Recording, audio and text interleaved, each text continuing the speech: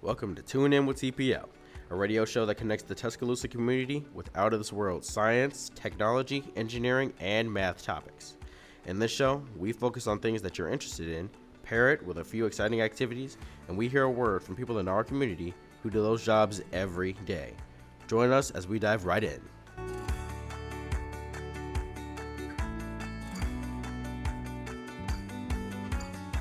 Hello and welcome to this episode of Tune In with TPL.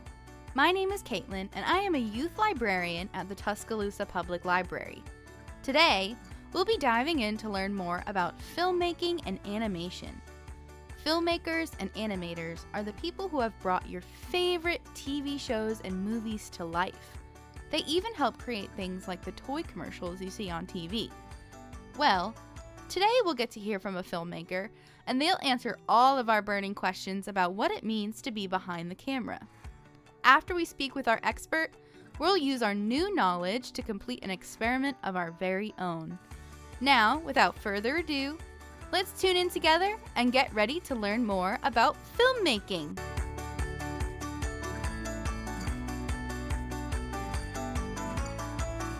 Hi, I'm Lindsay Ball. I'm a librarian at the Tuscaloosa Public Library. And what's your name?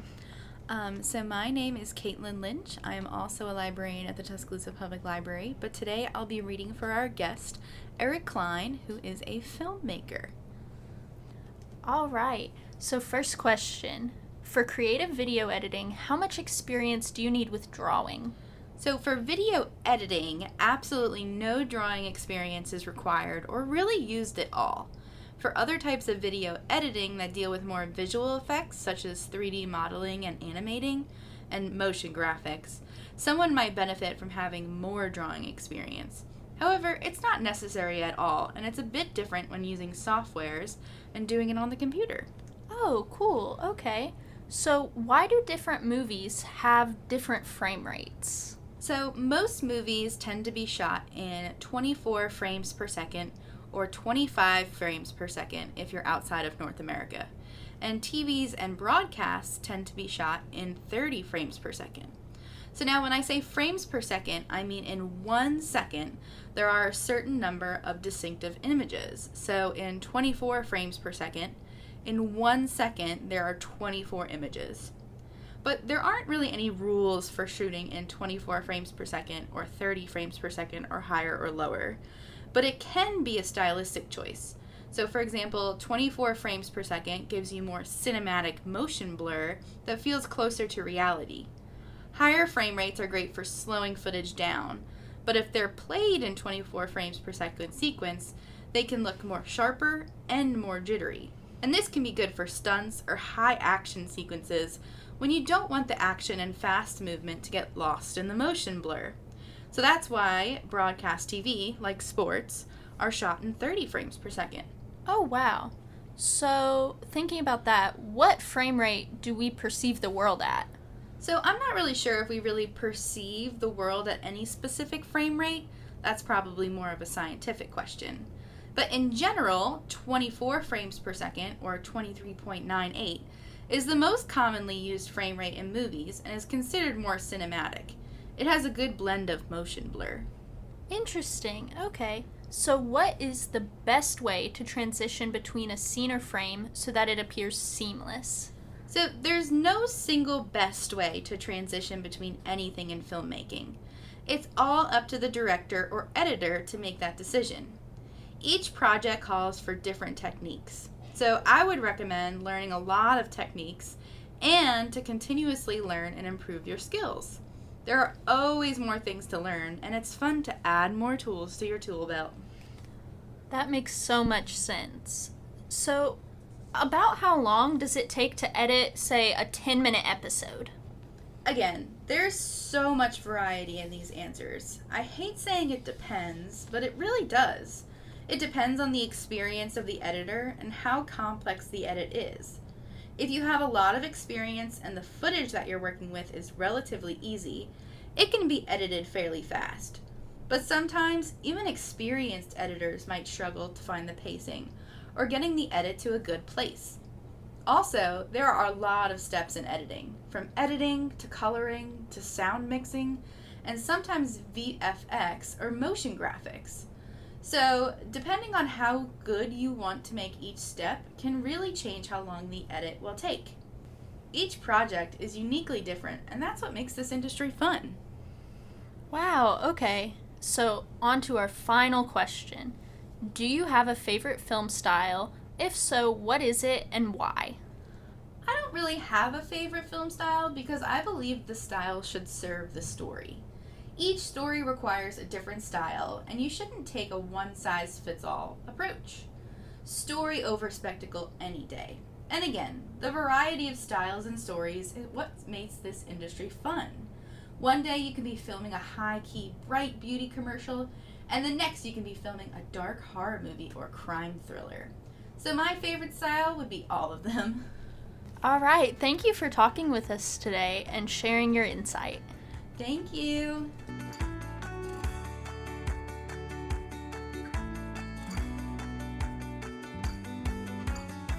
That was fantastic! Thank you to our special guest, Eric Klein, for taking the time to answer our questions. Now, let's work together to animate something on our own. For those of you that picked up the Tune In with TPL activity kits, this activity is the one with blue instructions. If you missed out on an activity kit, please feel free to follow along and use supplies found around your home. Now count down from 5 with me as we put on our lab coats and set up our supplies to experiment with animation in 5, 4, 3, 2, 1. My name is Jeremiah Morrow. I'm 14, and now I want you to introduce yourself. Okay. Hey everybody, I'm Haley Bryant, and I am a librarian at the Tuscaloosa Public Library. All right, and What are we doing today we're gonna be making a flip book. How exciting! I've never flip made book. one before. It sounds simple. I made an attempt in my youth days In your youth days. when I was a wee old child. Oh, okay. So we graduate middle school, and now we're no longer youthful. Okay. Yes. Okay. So, the supplies you'll be needing to fulfill your wishes of making a flip book are a flip book. Which I think will come The in the flip pack. book Yeah. that will come in the pack. The color pencils that will come in the pack. And a pencil Wow. that So will come in the pack. they'll have everything. It's all of your supplies are supplied, and you'll be ready to start your flip book. Awesome. Okay, so let's look at it. We have quite a few pages in here, so I think you can make pretty cool design. What do you think you want to make make? a simple design. We can make a flower in a flower pot. Oh, I love that. That's a neat idea It's a very neat idea. that I Okay. came up with. Oh, wait, and you said that your favorite flower, was it a daisy? Yes, I've recently changed it, but I forgot the Oh. name because it was so unique, and that's why I liked it. But we're sticking with Daisy until Stick I with the remember Daisy. it. Okay, so let's talk through how you want to Make your flip make book. your flower. Okay, so what do you think about the first page? The first page should be what you want to begin with, or what you want the entire flip book to start with. So the first frame should be the pot of the Okay. flower that the flower will sit in, and Can you- what's holding it, That's good. Okay, so we'll do the pot on the first one. right? So we're kind of wanting this flower to grow, right? Yes, the flower is going to have to grow it's going to erupt from this pot that it's growing in. Okay, so we've got the pot here on the first page. So, and then yes. on the second one, Pot is Oh. drawn. what do you think about? So what do we need to do to make sure that when we flip the book, It should pretty it should cohesive. stay on like the exact same spot it was on the previous Yeah. page of the flip book. So, for example, if you have your pot on the first page, you're going to want to redraw the exact same thing in the exact same place on the next on page? the next page, so it appears as if the pot never moved, but the flower will when it yeah. grows. So you want the pot to stay the same, and maybe somebody else's picture to be something different. You know, that same part that's not going to change, but our flower will. So Right. on the second page, On the second we have our page, pot you there should again. draw with the pot. You should draw the pot. What's holding the pot? It could be solid ground, a table, some yeah. grass, whatever you choose. And for the second frame, since the first one was a plain pot, we should have maybe a stem growing out of it. Okay, so our little flower's growing, our little daisy. Slightly, ever so slightly. In the third frame, So we got to put our pot back again. you and gotta put the pot in the And then our exact little same place stem. on the exact same place that as it page. was on the previous Yeah. page. And what's holding the pot should also be in the exact same place. Okay, so we've got our pot. We're gonna add our little stem back, and so But it should be slightly longer than it was before excellent. Okay, to so represent the growing part. I love that. All right, so we're gonna make the stem a little bit longer. All right, Yes. what about our fourth page? And the fourth page, same thing with the pot in the Yeah. exact same place Yeah. on the next page as the previous page, and whatever's holding it. Yep. And this time, instead of drawing the stem longer, you could draw like little leaves coming off of the side of the stem of Yeah. the flower. Okay, so our little So- flower's growing a little bit, a little something there. Yeah, so I mean, love you can that. you can also check your progress if you go back and you flip through it and see what you have so far, and if you like that, you can continue going. Yeah. So if you're following along with us on our flower, see what you have so far, and if it's worthwhile, continue, and if it's not, you can try again. Absolutely. On the fifth frame, the fifth page here, you must redraw the exact same pot you drew before. Probably pretty good at drawing that pot at this point, huh? Yes, you should have become a master by this of drawing pots. By the fifth page here, we have our pot, whatever's holding it, and this time on the stem with the little leaves, you have a circle on the top representing the middle of Yeah, it's like said a little daisy. bud Yes. before our daisy blooms. I love that. Okay, so That's I think right. our sixth page is going to be our final one for our The book. sixth page of this flip book will have the exact same pot on the exact same place on the page as every single previous page. It should be masterfully drawn. Absolutely.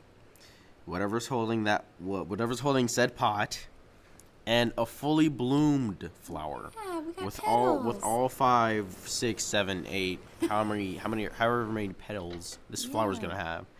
It should be fully grown now. Oh. So So you now should- we've got our pages, huh? Yeah, you have all 6 pages drawn. You should have a finished, complete. See if we can Flip flip book. through.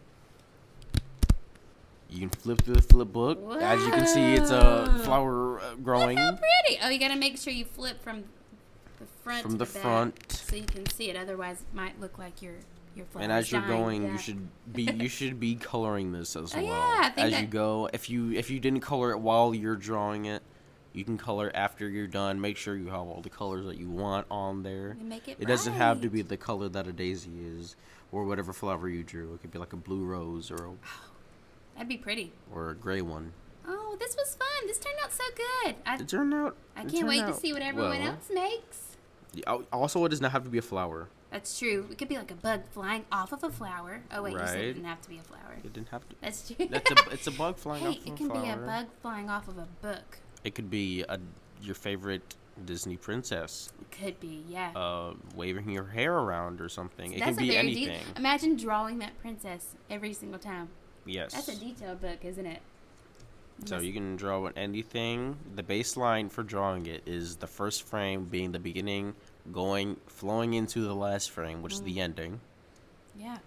You could even try to extend this yourself if you want to. It can That's go beyond true. 6 pages if you want it to. Maybe if we did that, we could have like a longer stem, maybe You could- more you could flowers. have a flower family if you wanted. Aw, that's great. So I think our flip book turned out great. I'm excited to see what everyone else makes. it turned out very well. I'm glad we got to do this, Jeremiah.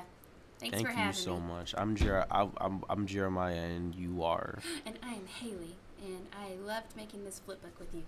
And thanks draw that one next thanks time. for listening. You're like really important to me. Thanks, guys. Thank you.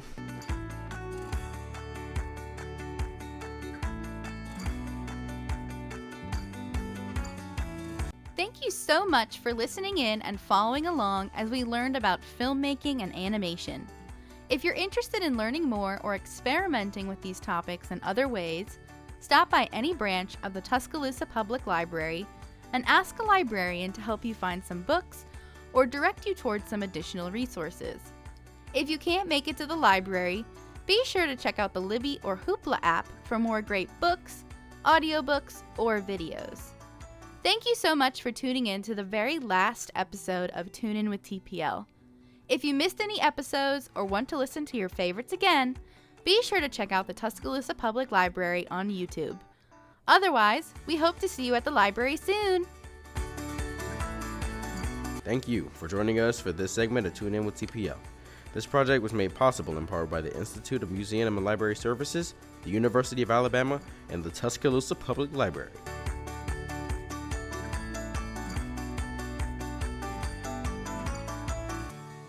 This project was made possible in part by the Institute of Museum and Library Services through the grant Raise Up Radio, Family and Youth Engagement and Library Supported Learning via Radio, in coordination with the University of Alabama, the University of North Texas, and Tuscaloosa Public Library.